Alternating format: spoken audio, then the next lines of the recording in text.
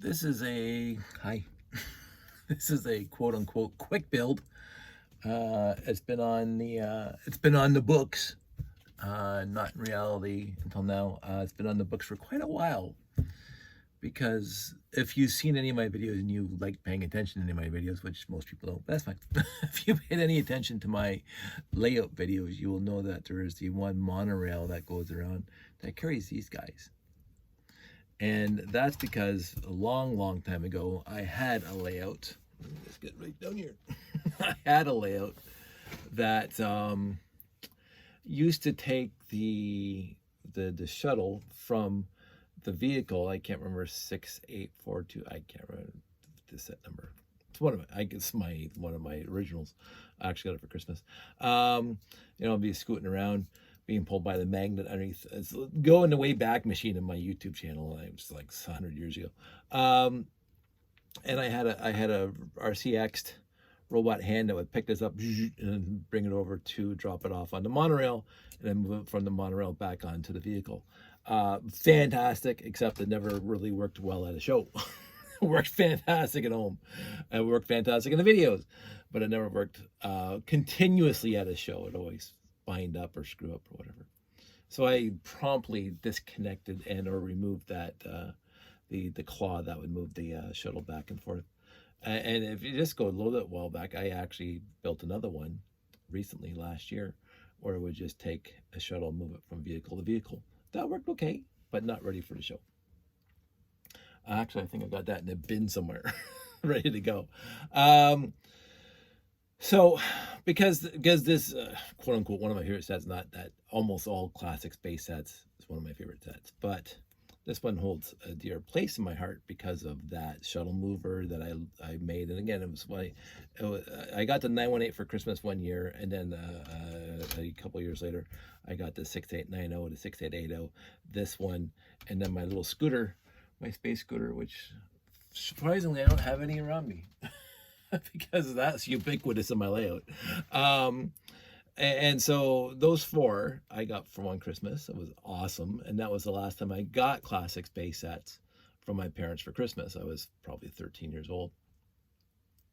And then I started buying my own. So this one goes way back with me. And then I did the layout where it's the vehicle was being pulled around by a magnet, and people loved it. And then I built a robot to move the shuttle around. People loved it. And then I removed all that stuff because it was just too hard to maintain.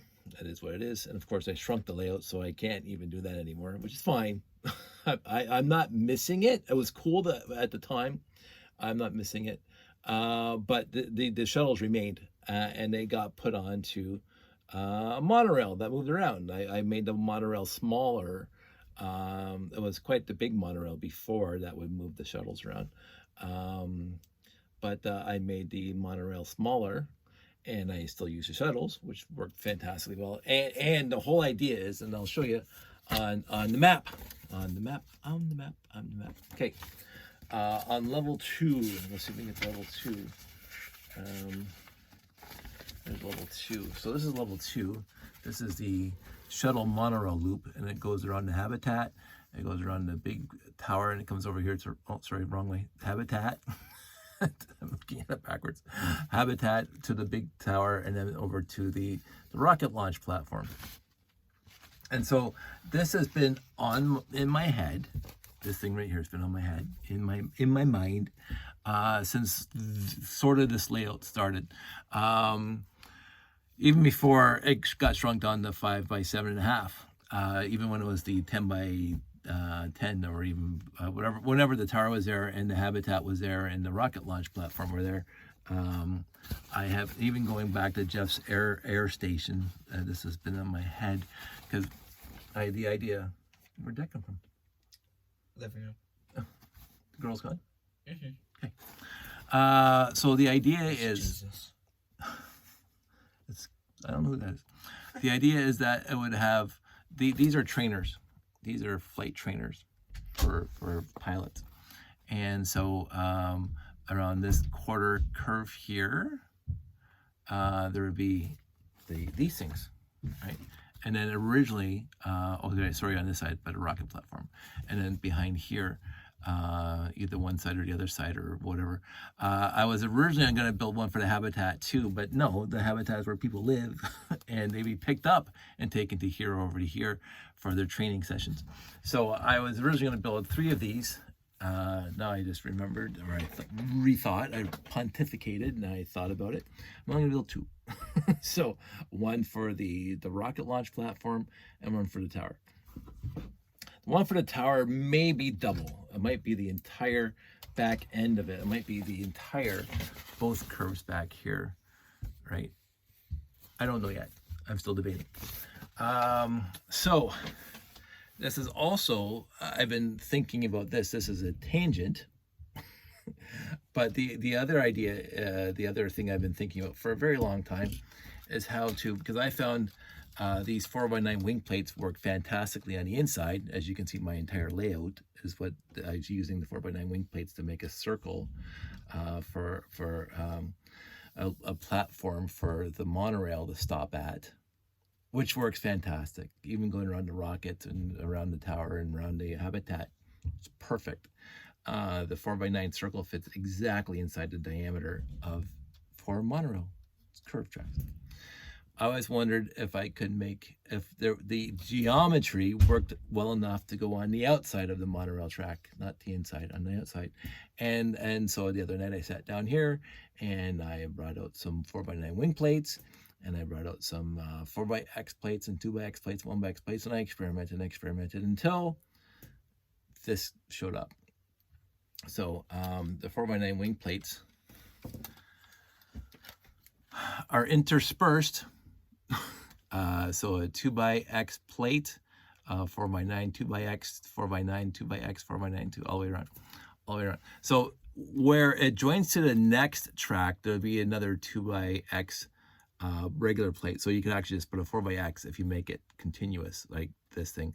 So it is what it is. The symmetry or the repeating pattern is over at the corners or the seams. So if you make a full circle, there'll be 4 spots where there's a 4x plate between the wing plates, and the rest of them just have 2x plates between the wing plates. So, but I also wanted to make sure it's strong enough to take a little bit of punishment.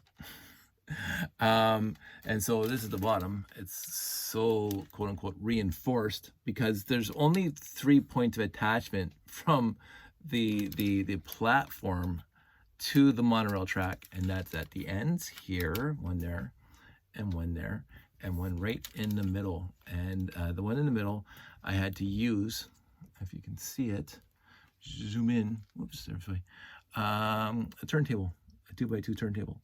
So that's 4 studs there, 2 studs there, 2 studs there. So a total of 8 studs holding this entire platform to the monorail track. The key point is, and I have to test this. Of course, I made supports for the monorail track because, of course, it stacks up like a birthday cake. It stacks up at the habitat. It's stacked at the rocket platform. So on this side and this side, there's already built into the layout supports for the monorail. So those supports have to be taken apart a little bit and put, these 2 ends have to be fitted into the supports. So the supports have to be modified to allow this thing to be added.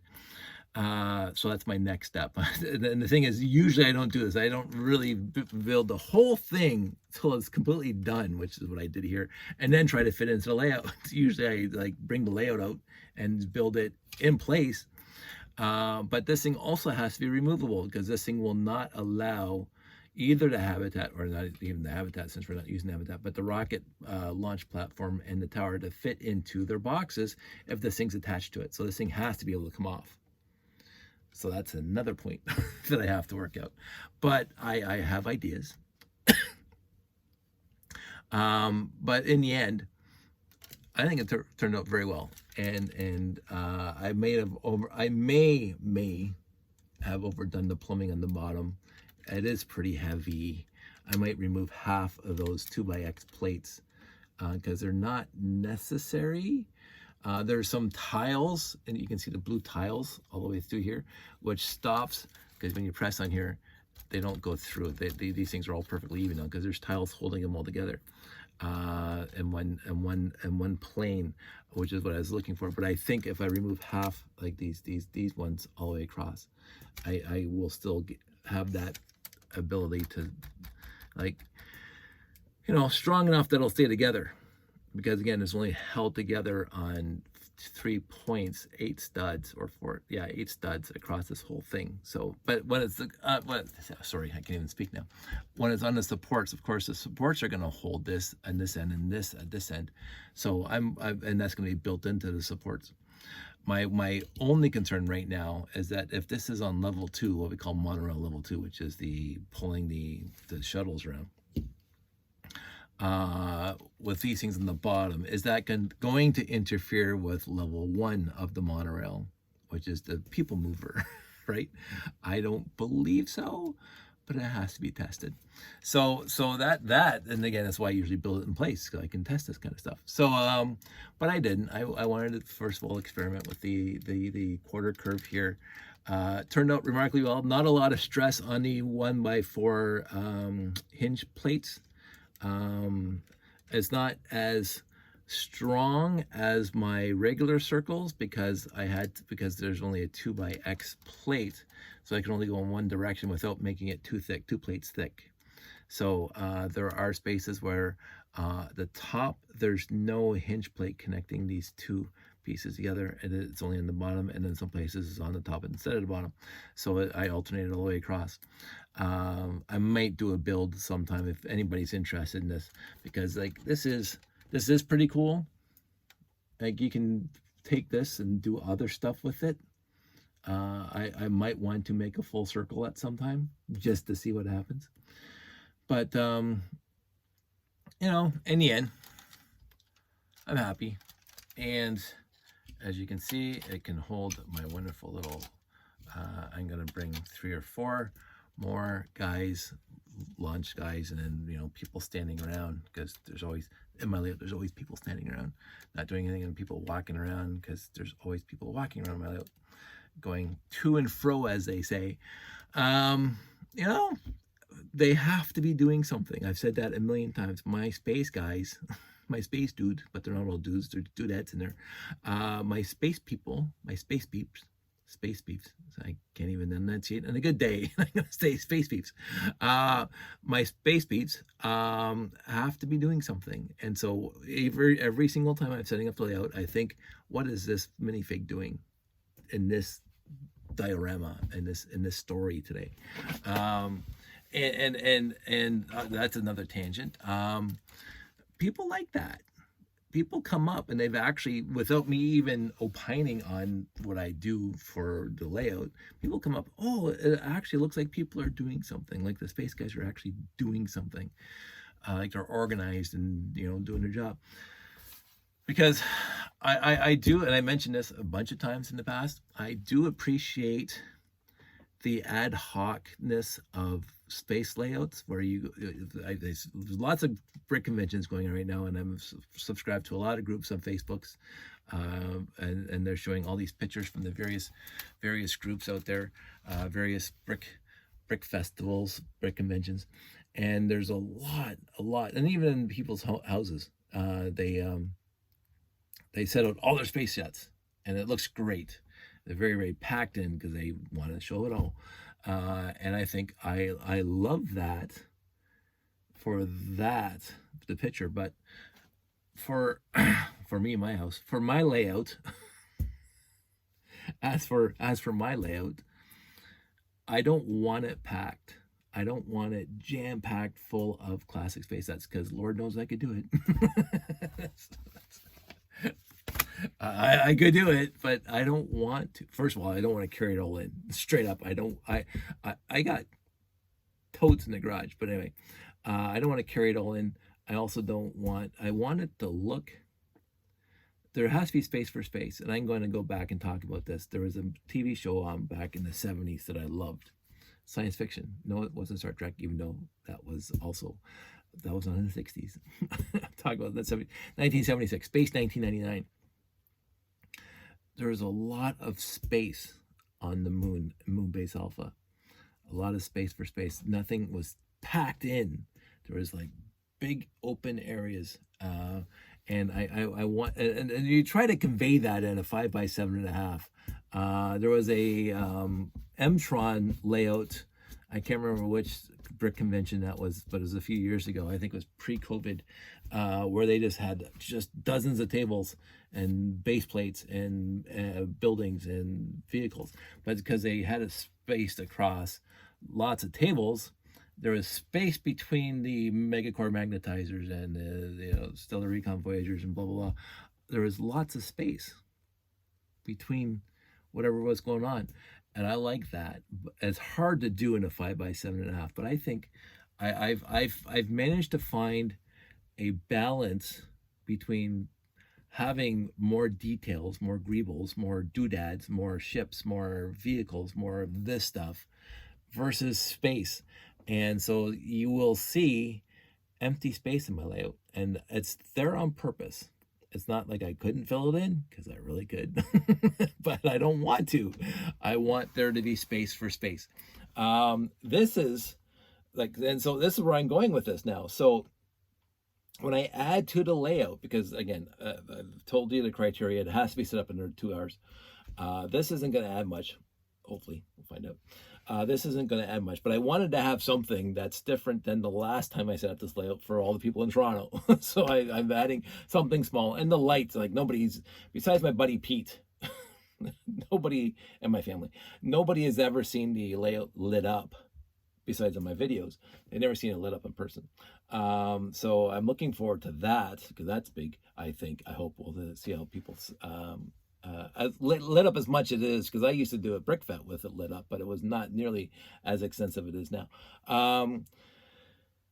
But I wanted something physical built that was different than any other show I've ever done, and this was on my mind since way back in 2007 for these guys. And I've been just it's just been in the back, percolating, ruminating, pontificating, how am I going to do it, blah blah. And it wasn't until I actually sat down last night when I started to build it last night, and I said, oh, this is easy.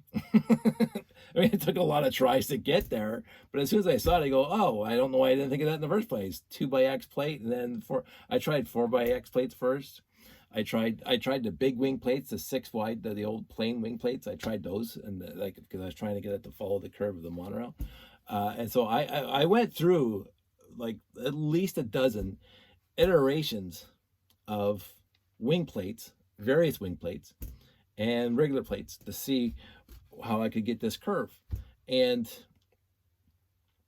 then all of a sudden, and the very second last step before this one was I used 4x plates between the 4x9 wing plates, and that made a really big a really big circle. Again, should I want to, I'm going to at some point make, when I'm retired and have lots of money and lots of time, I'm going to make an enterprise using this technique instead of just what people have done already, which makes it very look octagonish. The primary hull looks very octagonish or dodecahedronish. I want it to be as smooth as possible, because this, even though the tops are all square, I mean, forget these outcroppings, these jutting outs, it makes a very smooth circle. Now the issue, of course, you have to get all these to go right back to the center and have it be able to ramp up to where the bridge and the science stations or the science labs are, and then, you know, deck 5 is where Kirk and Spock's quarters are. The officers' quarters are on deck 5. I got the technical manual from 1973. Yes, I just religiously studied that for a very long time. Yes, I'm a geek. So anyway, excuse me. So this is it. I'm gonna set this aside for a couple minutes. I'm going to at some point pull out the launch pad out of box 1 and bring it down here and see how I can incorporate this into the existing supports of the monorail track that loop around the the rocket launch platform. The loop around the back. Sorry, I don't think I've ever pointed this out. This loop here is completely not attached to anything. It's really not. It actually just lays on top of the monorail station. It just on top of the trans yellow, just lays on top. I don't push it down. It just sits there. And so this piece would just be just sitting there on top of the monorail station at the back. So not a big deal. But the launch pad, incorporating this into the launch pad, bit more of a deal. So I'm tired. Excuse me. Yeah, I'm coughing. I'm yawning. We're gonna call it a night. So, this was fun, and when it came together, I said woohoo, and I was happy. And then took it apart completely, and I rebuilt it just now. And it may look pretty enough. I do not know if I'm going to put my little 2x2 slopes on the inside here like I did for the landing pads. I don't know. I'm debating. But in the end, the monorail train should clear that. It should not interfere with those guys there. And it adds yet another something for the space guys. What did I call them earlier? My space peeps. Yes, my space peeps. It gives something else for my space peeps to do. I have a used lot right there that I was going to go into right now, but we're already 21 minutes into this and I'm tired. So this is done for now. I'm going to pull out the, as I say, I'm going to pull out the launch platform. I'm going to see how that goes. I might videotape that. I don't know. I'm a few days ahead, not a couple weeks ahead like I used to be. And all my friends are going to be in Brickworld tomorrow. So hi, everybody in Brickworld. Have a good show. By the time this is released, you guys will be driving home, maybe, maybe on the weekend. Just enjoy being who you are. I honestly, right now, am pretty much enjoying who I am right now. Wow, I have to really work on this. I am right now really enjoying who I am. Period. And there are some, life stuff that we're working out, but nothing debilitating. And so all I can tell you is that keep going on. And if you have a problem and need to talk, I love talking. So anyway, that's it. That's all. You guys all stay safe. You guys take care, and I will talk to you soon.